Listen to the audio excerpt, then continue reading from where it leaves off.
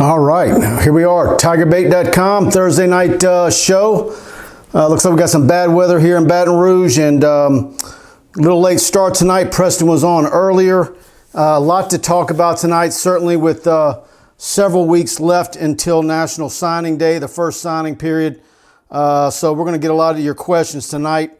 Let me wait for a lot of you guys to get in here, and I'm also going to share some links to social media.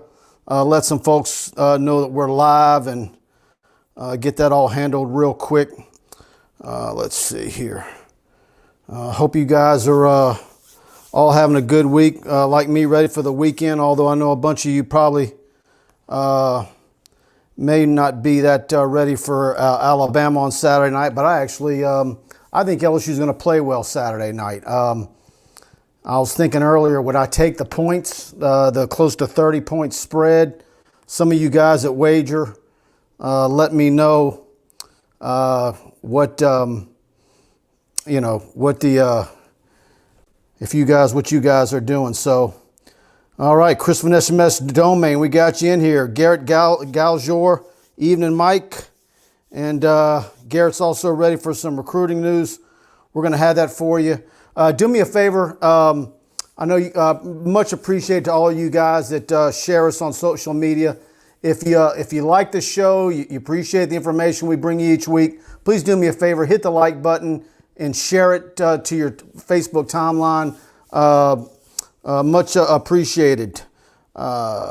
Trenton Eubanks wants to let you know that his show is better. Yeah. Preston's actually here tonight. It's this potted plant right here. Second time I've used that joke. Not very funny. Okay, let's see. Ready for some recruiting news. Garrett, all right. Yeah, look, I posted a huge war room on Tiger Bait tonight. A lot of you subscribers know that's probably been the most popular feature since the 20-year plus history of TigerBait.com. Put one out on the website tonight at about 6 o'clock. Absolutely loaded with recruiting news. Went line by line, every position. What to watch out for. Of course, one of the things that you guys know that I've been talking about each week on this chat is that there was going to be some movement as far as some of the guys that were currently on the list. And I knew that the two guys that, ended up opting out, or if you want to say a mutual parting of the ways, that happened this week, and of course, I think that there's probably a few more guys that whether it could be an academic situation or a parting of the ways. I still think that there's going to be some movement left. LSU's now at 20 commits, and I think that number could be down to 19 or 18, and then that brings you into signing day, needing offensive linemen, linebackers, possibly another safety, and that's a lot of the stuff that we can talk about tonight. Let me want to make sure, if you guys are on YouTube, chime in and let me know. It's showing that we should be live right now, but I'm not seeing it. So, yeah, there we are. Let me grab this real quick. I want to share this with all our Tiger Bait subscribers so they can get in here and be a part of the show. And we're going to get to your guys' questions and talk some LSU football recruiting. We can talk LSU Alabama and a lot more. So one more and we'll get this rolling.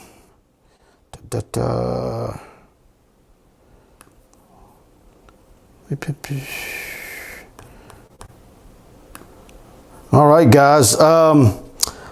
There he is. Okay, yeah, we must be doing fine on YouTube. Larry saying LSU is about to lose out on a bunch of recruits. I'm hearing a lot of bad news coming our way on the recruiting front.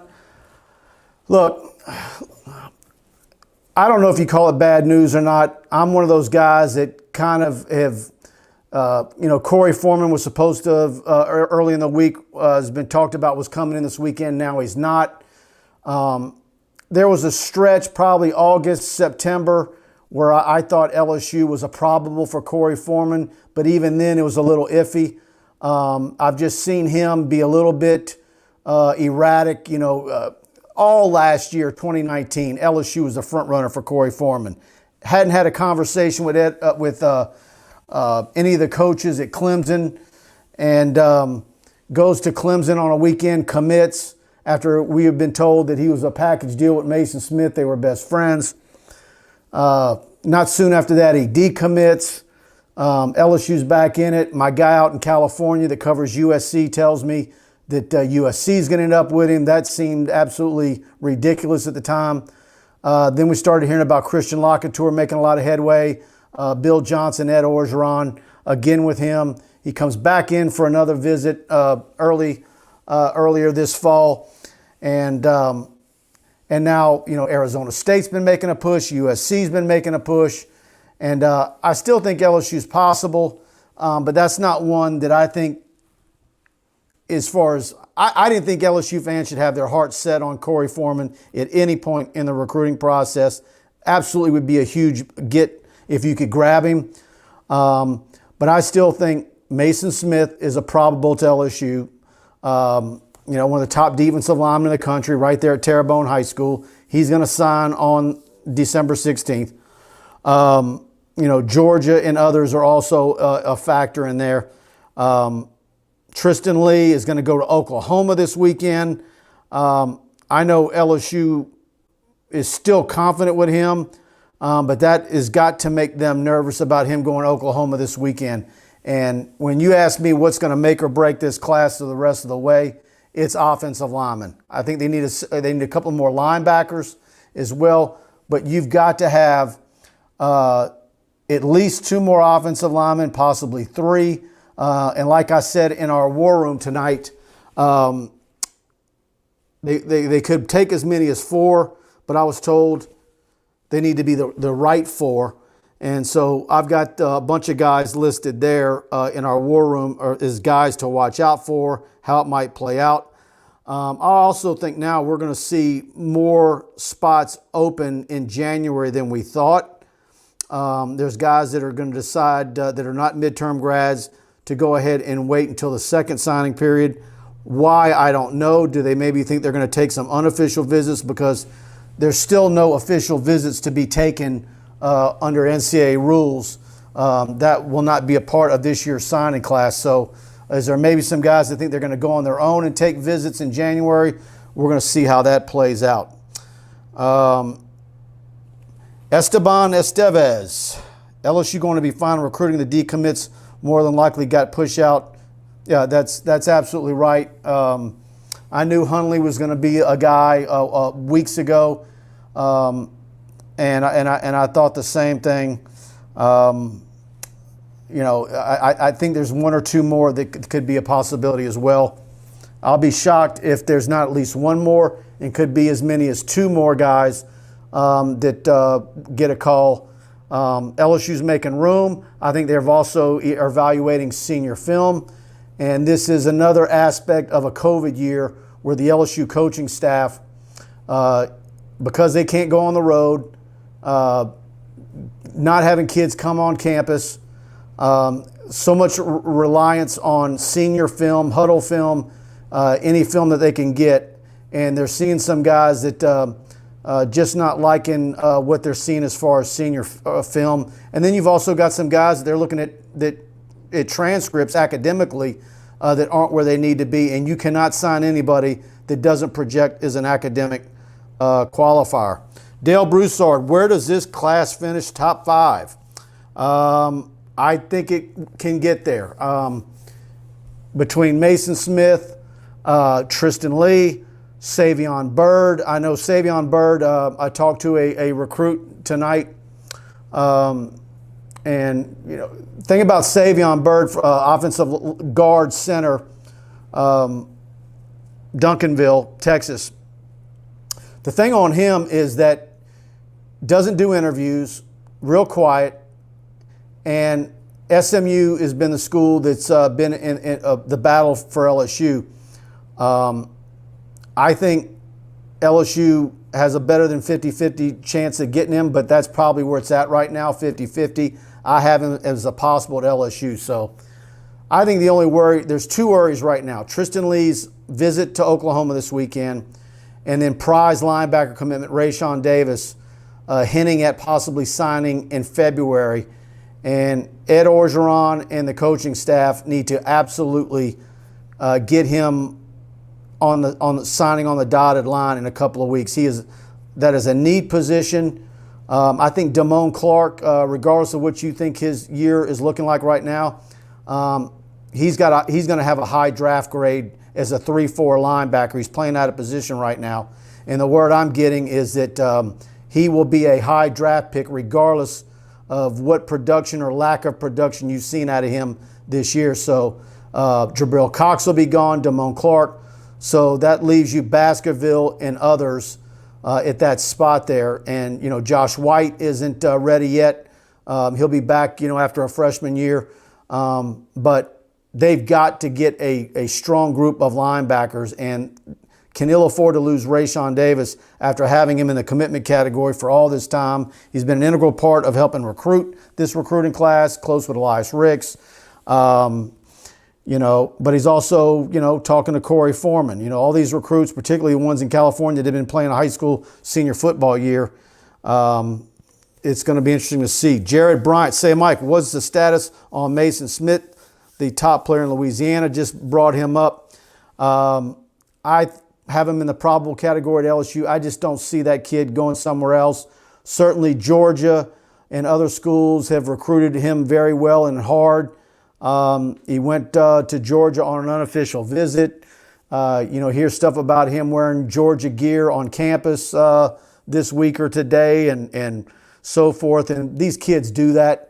I just don't see him going anywhere but LSU. If he did, then I will certainly keep the thread open on tigerbait.com and let you guys vent your 4-letter words until the cows come home, because that's not one that you can lose. Let's see here. Do you hear any Eric Gilbert-like commits come signing day? I don't think there's going to be a guy that comes out of the blue that you're in on. I guess if you had to say that who could be a guy like him of that stature, it would be Corey Foreman or possibly, let me think on that for a second. To me, you're basically saying you're pulling an upset where not a lot of guys have him penciled in. I think maybe that type of guy for LSU would be like a defensive end like Shamar Turner or Bryce Langston from California, one of those two defensive ends. I think that could be one of those guys. Shamar Turner from DeSoto, a high 4-star, possibly 5-star defensive end. Looks like an A&M lean for him, but LSU's certainly in the mix. Bryce Langston, another high, top 100 national recruit, but he's right outside of Gainesville. Never been on the LSU campus. To me, that's a tough one. But it would have to be somebody like that they've done a real good job on the inside and then makes the other school sick on National Signing Day. Let's see. Brown decommitment. I don't think so. I think it doesn't help.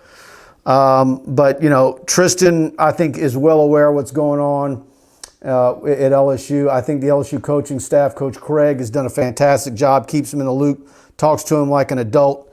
I think the biggest concern with Tristan is him going to Oklahoma this weekend. Of course, just want to make sure we talk about the sponsor of tonight's show, Pride Roofing LLC. Of course, Mike Faraday and Alex Martinez. Give them a call, 225-275-2041. They sponsor us each week. We're much appreciative. And fantastic roofing company. They have the best warranty on their labor of any roofing company in South Louisiana. St. Tammany, Tangipahoa, South Mississippi. If you're in Southwest Louisiana, if you're on the Gulf Coast of Mississippi. He's a Broadmoor High School grad, an LSU grad. Absolutely fine people. I grew up with him in the same track as Sherwood Force. And Mike Faraday, Alex Martinez at Pride Roofing. Give them a call. They give you free inspections. They give you free quotes. They're use the same software that your insurance appraisals use if you've got a damaged roof. They're your guys. And Class 4 hurricane shingles. They have a distribution center with plenty of stock of shingles at their main location in Albany, Louisiana. And licensed, insured, commercial and residential. I know mostly I talk residential, but they do all your commercial roofs as well. They have boots on the ground right now, still in Lake Charles, Louisiana to Biloxi, anywhere that has suffered through some of these storms. They've added 3 more crews, and it's amazing the turnaround time that they can get you set up and hooked up with a roof. Pride Roofing, the official roofing company of TigerBait.com. And please tell them you heard about them from Mike Scarborough and TigerBait.com. And we're glad to have them with us as the official roofing company of TigerBait.com. Chris Lomax, what does this class rank next year? I think this class will be inside the top 5. I think the class of 2022 is vying for that top spot next year. So I think these 2 recruiting years are going to be very good. But I will say this, and I was talking to another media guy yesterday, and I'm like, look, you can talk about top recruiting classes, and that was something that Les Miles had issues with. You would have your casual media guy that covers recruiting mostly on signing day or around signing day, and they say, well, what do you mean LSU's missing talent? They had this ranked recruiting class. Well, one of the things that's always been why LSU has had consistently top 5 or top 10 recruiting classes is at the athletes, your wide receivers, your defensive backs, which the state of Louisiana produces in big numbers annually. But the key in this class, and whether it's any of the networks tabulate their team recruiting rankings, it doesn't factor in needs. So you could have 4 wide receivers all inside the top 100, top 250, top 300, whatever network you're going to look at their recruiting team rankings. But if you don't meet your needs, and in this class, it's offensive lineman and linebacker, safety on defense, offensive line is the biggest on the offensive side of the ball. They got the quarterback, marquee kid, and Garrett Nussmeier, midterm grad. Running back, by the way, that's one thing I want to talk about. I've been talking about running backs, and I think a lot of a groupthink has been out there that one running back would be all they would take in Corey Kiner, and I think they could get away with that. But I was told earlier this week by my LSU source that they've got it budgeted for 2. They want 2, and Armani Goodwin, who just decommitted from Auburn. A lot of people think it's LSU, Florida State. He says Auburn's still in it. Well, I have Armani Goodwin is leaning LSU, and I have him in the probable category in the war room that we posted on TigerBait.com earlier tonight. So I think LSU does get a second running back, Armani Goodwin, which he's in that Clyde Edwards-Helaire, that 5'8", 200-pound, 205-pound running back guy. So big deal there. There's Faye. Faye Schubert. These allegations of abuse, etc., by football players, very disturbing. What is your take? And if this could result in severe LSU penalties and or affect current recruiting as negative? I think where this affects LSU, obviously it's Title IX. It could be monetary lawsuits. It could be civil suits. LSU's doing their own in-house investigation. I think they said that they would wrap that up sometime in February. I think there's probably some staffers, and the names if you read the story, that are probably concerned about maybe their futures and their jobs. When you have these allegations, or if you're an LSU official and you have a young lady come into your office and says, hey, this is what happened, you better open up that drawer and pull out that Title IX checklist and start checking off all the boxes and follow it to the letter so that you don't get in these types of situations. The flip side of it is part of that USA Today story, I think, was a hit piece. And it can be a hit piece because there's not a whole lot that LSU can say legally because they've got to get their lawyers involved, dot every I, cross every T, and get their affairs in order and make sure that they address every allegation in the correct way. So we'll see how this plays out. I think the biggest part of it right now is the black eye. And certainly you need to listen to the women But at the same time, I mean, I've heard of instances where they were asked if police reports wanted to be filed, and they didn't want to file them. One of the girls, I'm not. It's a sticky situation, and you got to watch out how you talk about it. So I want to see how it plays out. I don't think it does the program or any of the athletic programs at LSU any favors when you've got that going on. It's just, between that and the type of football season we've been seeing, it's not a good thing. So I think that. Yeah, I think that other schools, no doubt, if given the opportunity, have tried to use that to negatively recruit against LSU. On top of questioning the trajectory of the LSU program, but I think if LSU gets what they need offensive line wise, linebacker wise, and I do think there's going to be some staff changes in the offseason. I wonder if Linehan. Look, one thing you can know about Ed Orgeron, when he starts making statements in his Tell the Truth Monday pressers or in post game, and he starts saying things like it's the offensive scheme and this and that, that kind of gives you an idea that either he's not seeing where Linehan and Ensminger work together, or maybe he wants to bring in somebody entirely new offensive coordinator in the offseason. We're going to see how that plays out. I think something's going to happen there. Like Preston and I were talking about in the chat Saturday night, I think one thing is exciting is the way the defense has played the last two games. And why is that? Jaquelin Roy, Arik Gilbert, Jabril Cox, Ojulari, Cordell Flott. What are we seeing? We're seeing newcomers get it, getting more confident, getting more experience. And I really think they're going to play well Saturday night against LSU. I really do. So I'm not saying take the 28 or the 30 points in LSU, but I think LSU is going to play inspired football. And what if all of a sudden you get an LSU offense in Tiger Stadium that's playing much better at home than they have had on the road? So we'll see how that plays out. All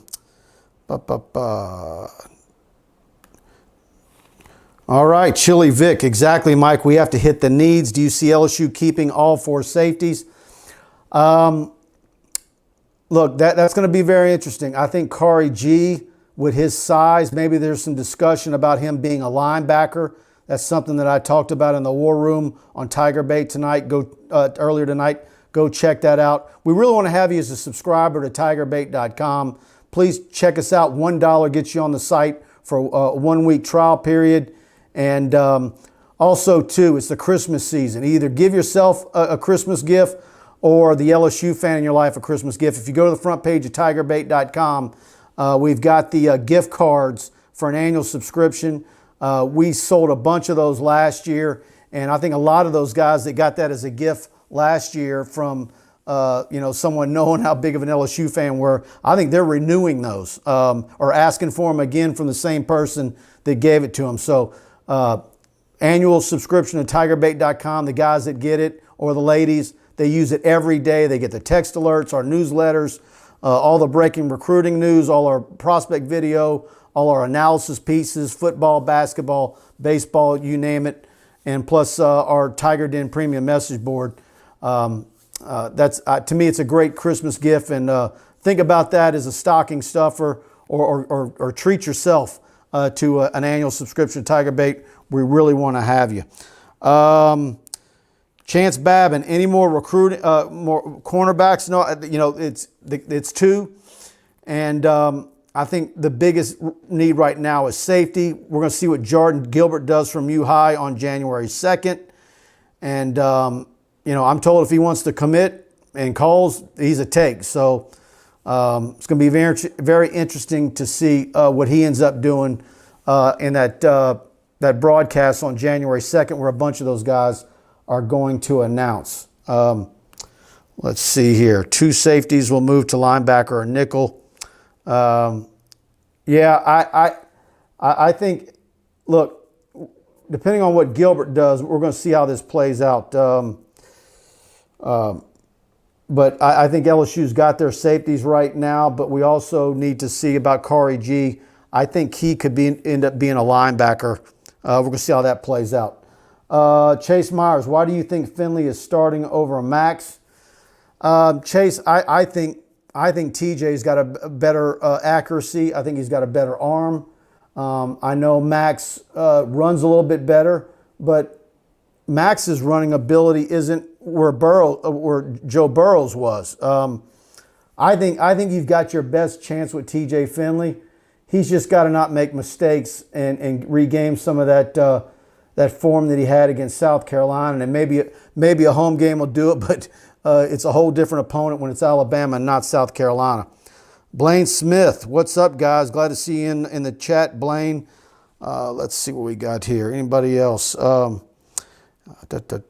do me a favor. I asked earlier, if you're on YouTube, hit the like button, subscribe to the channel, and you'll get hit the notification bell. You'll get alerts when we go live. If you're on Facebook, please hit the like button, share, and as well hit the notification so when we go live you get notified. I think most of you guys got that, but really appreciate you guys sharing these videos on your Facebook timeline, and your LSU fans that are your friends on Facebook seeing it, and we growing this thing every week. It's much appreciated. Blaine Smith, any new visitors coming? I'm gonna see how that's gonna play out here in the next day or two. I might have some news on that tomorrow. Let's see. James Washington, any news on Bryce Foster? Look, I think that's going to be a tough draw for LSU. I've never thought that LSU was really a guy for Bryce, a school for Bryce. That's kind of been Texas all along. He might list LSU, and of course he does have an offer. I just have my doubts of him being an offensive lineman for LSU. I think obviously Tristan Leigh, Savion Byrd, Kimo Macchianioli, the Florida State commitment is one there and heavy pursuing, Niceville, Florida. You got Caleb Etienne, the offensive lineman from Butler Community College, junior college. He's committed to Oklahoma State, originally from Warren Easton. You got Jordan Moko, the Australian who's at Snow College in Utah that they offered a few weeks ago, but he's going to be a late signee, and everybody's in on him. I think a lot of people are offering him now and trying to get in on him, and then some schools will fall off if they get what they need in 2 weeks, and if they don't, then everybody's going to be making a press for him next month. And there's one or two others out there. There's another one that I put in the war room. You can check that out on tigerbait.com. Mentioned defensive ends, Shamar Turner, Bryce Langston. Two linebackers, the strong kid from Mississippi Gulf Coast that's committed to Mississippi State. They absolutely love him. That's one I think they're going to make a push for. And then you've got Trevin Wallace that was committed to Boston College from Wayne County High School in Georgia. He's another one to watch out for that they're really liking right now. So those are a couple linebackers there. Linebackers, offensive linemen are certainly, again, I've said it for about the 8th time on the show, those are the ones. Ronald John Elias, what is your take on Manning? I think it's real early. I just think LSU's quarterback future is extremely bright. Nussmeier is fantastic, and behind him, Walker Howard is lights out. I think STM, unless they trip up and beat themselves, Parkview Baptist has got them, and then we'll see how they play with U-High. Getting the forfeit, and then they'll on a collision course next week. But I just think STM, what I've seen of them this year, they get the state championship. Walker Howard, first-year starter, and I think he's got a chance to win 2 of them in a row next year as well. They're going to have a lot returning. He won't have Jack Besh, but he's got some other weapons at St. Thomas More, and well coached. So a lot of good high school football games here, and I'm hitting the road tomorrow. I'm still debating which one I'm going to. I might hit the road for a long drive, or I might stay local. It depends on how I feel. Let's see what else. Ba, ba, ba. Yeah, Blaine, definitely 2 running backs. I mentioned that in the war room and earlier in the show. Let's see what else I got. See if I'm missing anything from you guys. Esteban Lynn has gone after this season as Callaway is being Yeah, I don't know that if it's automatic that Callaway gets promoted. Could very well be. Look, this is a silly season. It usually happens in December. The rumors start flying. I heard a Bill Bush rumor the other day. That's the one guy you don't want to lose. Ensminger retiring. I've heard that. Look, people have been trying to retire Steve Ensminger for a decade. I remember, I think it was probably 2012, 13, that he was going to retire and he would take Baglio's place. Baglio's still there, high school liaison. He hadn't. Everybody's trying to retire these guys and they stick around. Sam Nader's been there forever and a day. So, but I do think there's going to be some movement on the staff. How it plays out remains to be seen. Sterlington versus St. James could be a good game. James Washington says no doubt. And boy, Savion Jones is an absolute beast. Of course, you got the fantastic receiver in Shaz Preston. St. James is just a juggernaut, and love the coaches there. A great football program at St. James. Let's see what else I got. I think that's it, guys. We went over 30 minutes tonight. That's about what I wanted to do. Go to tigerbait.com. That recruiting war room I posted at 6 o'clock tonight is absolutely loaded. And I'm also answering questions in that thread on the Tiger Den Premium Message Board. I've got prospect video coming from wherever I'm going to be tomorrow night. Our game coverage, LSU Alabama, post-game show here on Saturday night. Preston was live before me earlier tonight. If you missed that, go check out his show. And much appreciated all you guys being with me tonight. And we'll do it again next week. Thanks to Pride Roofing. Click the link in the description box. Visit Pride Roofing's website. And that's it, guys. Good night, and much appreciated you guys being with me.